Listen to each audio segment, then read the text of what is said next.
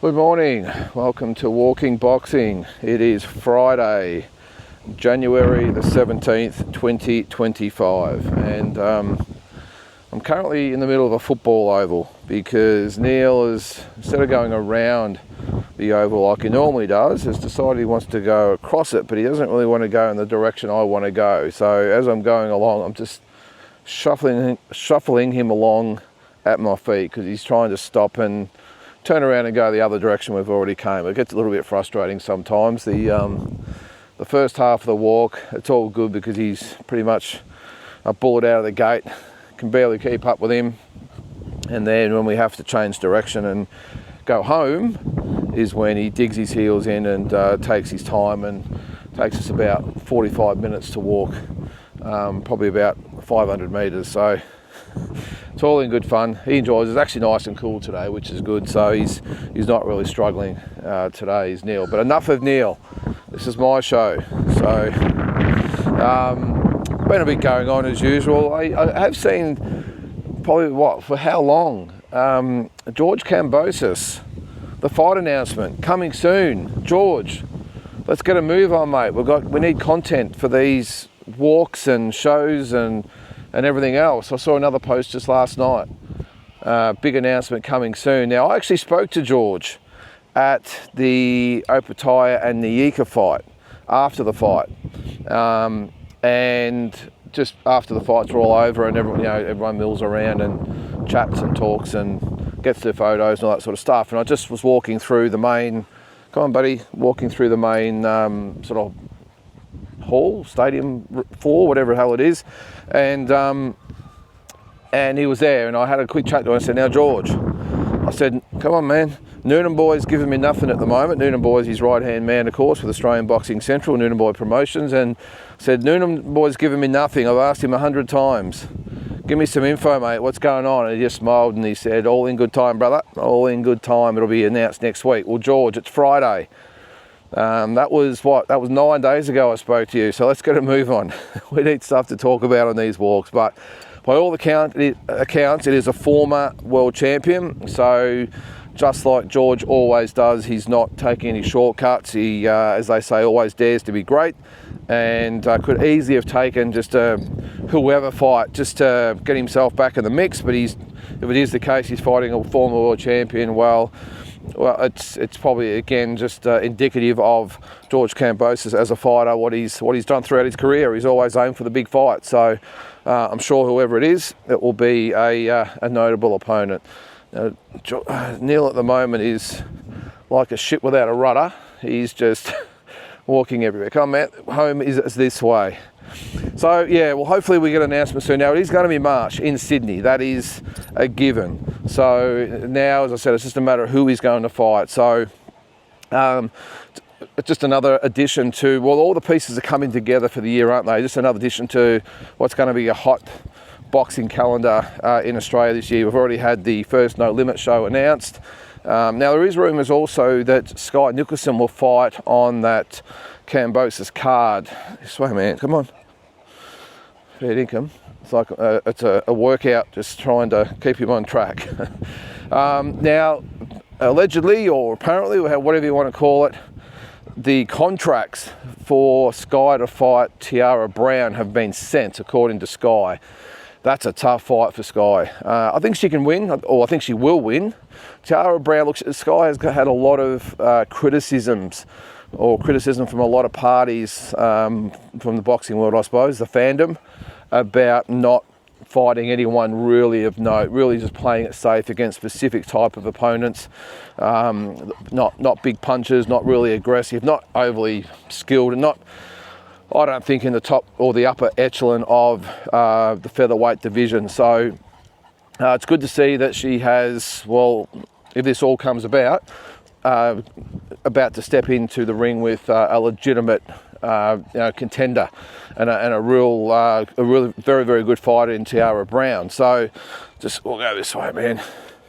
So if this is the case, yeah, full credit to Skye. I know she's the world champion, so she should be fighting these types of opponents, but I'm really glad that that she has been active in seeking out Tiara Brown about the fight. So if it does happen, I think it'll be a good fight. I think, look, Skye does get a lot of criticism about the way she fights, her lack of aggression, her reluctance to engage with opponents and just play it safe and jab and move and everything else. But look, at the end of the day, you've got to do what you've got to do. It's about winning. It's not necessarily about entertaining the crowds all the time. Come on, man. Geez, he's a handful today. He just wants to go every other direction other than the one we need to go to. But look, end of the day, it's about winning, and that's what she's been doing. And I think she will continue to do it, even if she fights Tara Brown. But as I said, a really, really good test for Skye. And looks unlikely, according to her, that the Amanda Serrano fight will happen. And again, credit to her for seeking out that fight. But it looks like Serrano will maybe seek out the Katie Taylor trilogy. It's interesting that she's been beaten twice by Katie Taylor, but the fans still want to see the trilogy. So, and credit to Katie Taylor if she actually takes that fight, because she could have easily just said, no, you've had 2 cracks at it. That is enough. I actually think Serrano probably won both the 2 fights, if I'm being honest, but which is probably why, with the controversy about both decisions, why Katie Taylor's going to give her another crack, and full credit to her.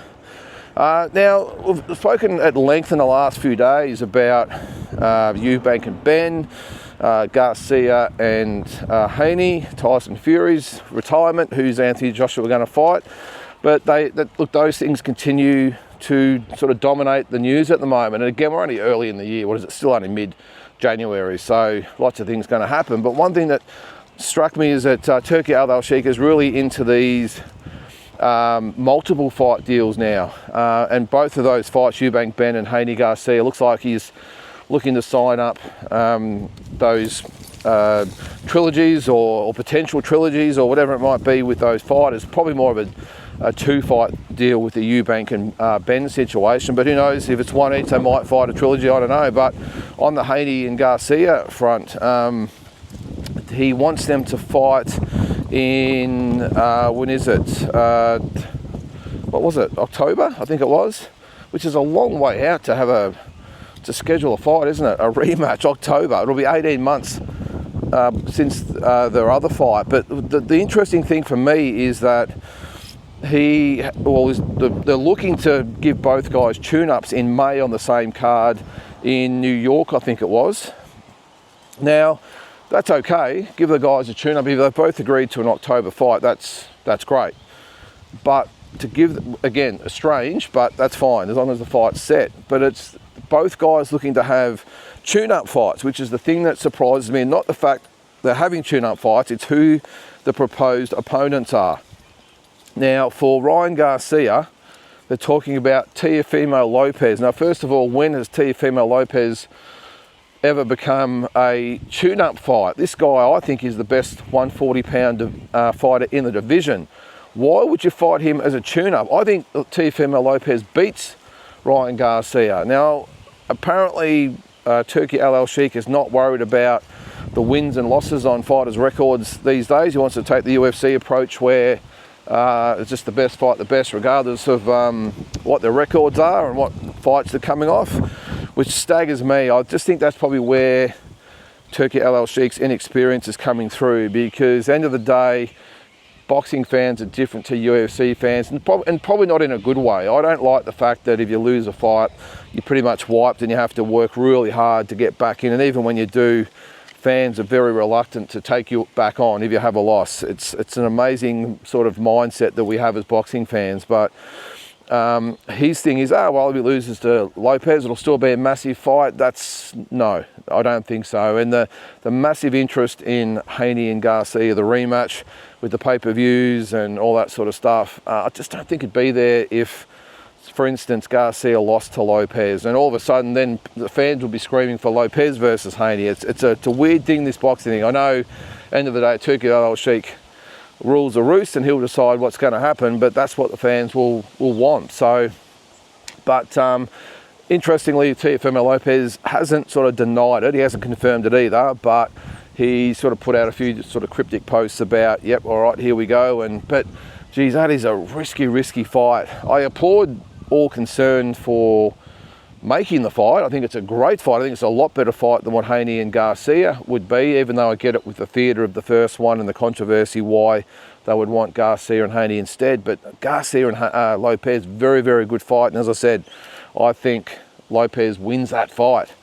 And then on Haney's side of things, he's talking about fighting Jose Ramirez on that card. Now, Jose Ramirez, as you would agree, is a very good fighter, very capable of beating Devin Haney, former, what was he, WBO, WBC 140-pound champion.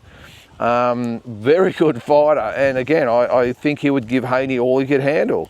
So again, very risky. I wonder if they both lost on that card, whether the fight would still go ahead. I just think someone's probably got to pull Turki Al-Alshikh aside and say, hey, Turk, mate, we love you. You know, you're doing great things, and we love that you're making these big fights, but you also got to maybe follow the protocol that's sort of been the norm for a long time that I personally agree with. When you have a tune-up fight, have a tune-up fight. You know, just, hey, maybe a top 15 ranked opponent, but nothing too flush. Go back to the old days when they used to have non-title tune-up fights all the time. Go back to that model and just set up the big fight. As I said, we're not UFC fans. We do have long memories in boxing for some reason. And as I said, a different mindset. So I'm all for Haney and Garcia fighting on the same card in May. But I think, I think just someone needs to have a word to Turkey and say they don't need to fight fighters of that caliber as tune-ups. Now, maybe don't call it a tune-up. Maybe say, all right, well, Haney's fighting Ramirez and Garcia's going to fight Lopez in the main event. And if both guys win, they will fight in October. That's probably a better way to go around it. But yeah, very risky. That is, and I think then he was talking about another fight in, was it April or something next year between the two, if required. The other one is Benn and Eubank, again, not as big as fight, of course, but they will fight in April and then have a rematch in December. Now, I know this is a big fight in England, I get that, but I'm not quite sure this whole trying to pump this up as a mega fight and we're going to have multiple fights. And yeah, I just, like, let's face it, outside of England, does anyone really care about this fight? I know I don't. I think it's an interesting matchup. At 160, it's going to be even more interesting because of the size difference and when they rehydrate. I think actually it was going to be 160 with a 170 rehydration clause. There's no way, obviously, Benn, you would think, would get up to 170. He's coming up from 147, so that's doubtful. But Eubank, on the other hand, maybe goes up higher than that. But yeah, look, I think it'll be an entertaining fight. I do, but this whole announcing it like it's a Haney Garcia type of situation, yeah, I'm struggling to get my head around. I like the fight just by itself, but yeah, talking up as a mega fight and talking multiple fights and all this sort of stuff, yeah, I'm not feeling it, unfortunately.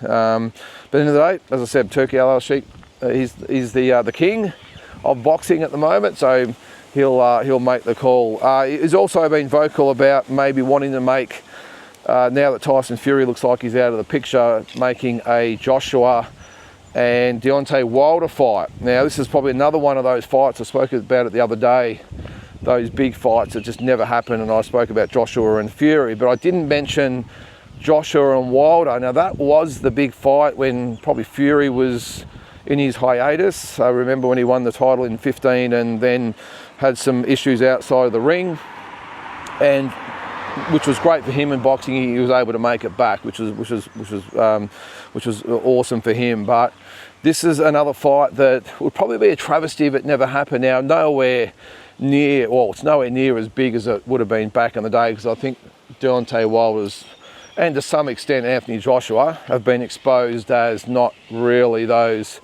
elite sort of heavyweights you sort of thought they were. Credit to Joshua, though, I will say, as a side to that, because at least he's fought the best out there apart from Fury, and tested himself, and yeah, okay, he's probably come up as maybe on the B shelf of a maybe a heavyweight champion in history, but still credit to him. As I said, he's taken on some of the big guys.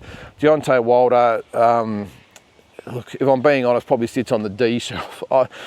I've just never rated Deontay as a champion, as a heavyweight champion. Very, very limited. Good on him. He made 10 defences of that WBC belt, if you can believe that. I mean, obviously very carefully matched, but he was exciting. That big right hand, he could do some damage and created or produced some of the best knockouts we've seen at heavyweight level, which was great. But let's be honest about things. As far as being a good fighter, probably left a little bit to be desired. But all that aside, as I said, he won the WBC belt and made 10 defences and was so brave in those fights against Tyson Fury. So all credit to him for that. But that is the fight that Turki Al-Alshikh is maybe looking to make if the Fury fight is off the table. And that, look, I don't mind it. Wilder is scheduled to fight, I think, in April for his comeback fight. Now, who was it? Was it Curtis Harper? I think they're talking about him fighting.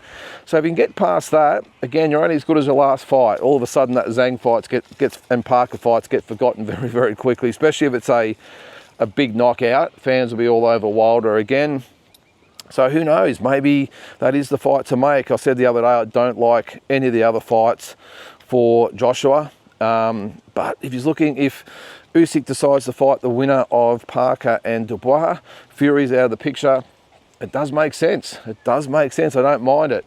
And it's an intriguing fight. As limited as what Wilder is, Joshua's pretty chinny. He's showing that. And all it takes is that one punch. I think ability-wise and technique-wise and all that sort of stuff, Joshua should handle him pretty easily.